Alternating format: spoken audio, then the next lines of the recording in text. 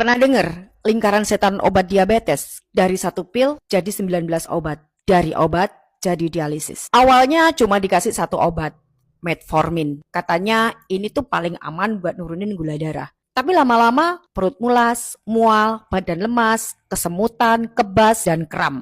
Dokter kasih tambahan, omeprazol buat lambung, gabapentin buat kebas dan kram, vitamin B buat cegah kekurangannya. Tapi gula masih tinggi. Lalu datanglah obat kedua, glibenclamid. Obat untuk paksa pankreas kerja keras produksi insulin. Hasilnya gula turun. Iya betul. Tapi muncul efek baru, hipoglikemia. Gemetar, lapar terus, berat badan jadi naik. Kata dokter, ayo atur diet. Tapi metabolisme udah makin rusak. Berat badan naik, tekanan darah ikut naik, kolesterol pun melonjak. Masuklah obat berikutnya, yaitu amlodipin untuk turunkan gula darah. Simvastatin untuk kolesterol, tapi statin ini bikin nyeri otot dan lambat laun merusak liver. Amlodipin bikin kaki bengkak. Solusi dokter, tambah obat lagi. Selamat datang furosemide. Susah lagi kan namanya? Furosemide. Diuretik buat buang cairan. Tapi furosemide ini bawa efek samping baru. Kalium keluar terlalu banyak. Pasien mulai alami gangguan irama jantung. Solusinya, ya tambah lagi. Kalium klorida buat ganti elektrolit dan bisoprolol buat bantu stabilkan jantung. Sementara itu ginjal mulai kasih sinyal protes. Dokter tambah lagi losartan untuk pelindung ginjal. Dan untuk cegah komplikasi ginjal lebih parah, ditambahlah kalsium asetat.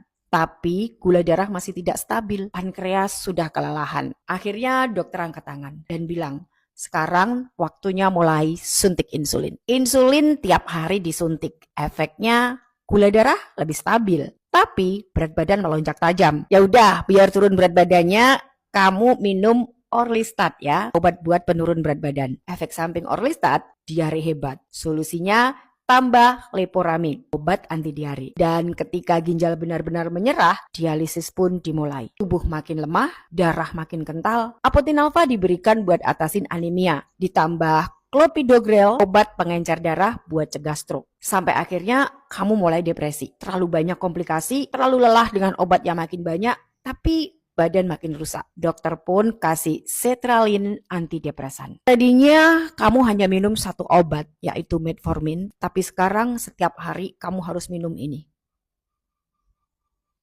Dulu kalau disuruh minum suplemen, aku pakai obat dokter aja, lebih aman. Kalau suplemen-suplemen gitu, takut nanti sama efek sampingnya. Dan sekarang, there you go, dari 1 menjadi 19. Gimana efek sampingnya? Dan tetap diabetesnya tidak sembuh. Gula darah masih naik turun, ginjal rusak, liver bengkak, jantung lemah, otak bingung, imun turun, kualitas hidup 0. Satu obat menyelamatkan satu organ, tapi merusak organ lainnya. Yang satu menurunkan kolesterol, tapi merusak liver. Yang satu bantu jantung, tapi bikin gagal ginjal. Yang satu nurunin gula, tapi bikin obesitas. Yang satu buat pencernaan, tapi ganggu penyerapan nutrisi. Sampai tubuh nggak tahu lagi harus menyembuhkan yang mana. Dan akhirnya dokter bilang, obatnya sudah maksimal. Sekarang kita cuma bisa jaga kualitas hidupnya. Jadi pertanyaannya sekarang, kamu mau berhenti di tahap mana? Sebelum terlambat, sadarilah.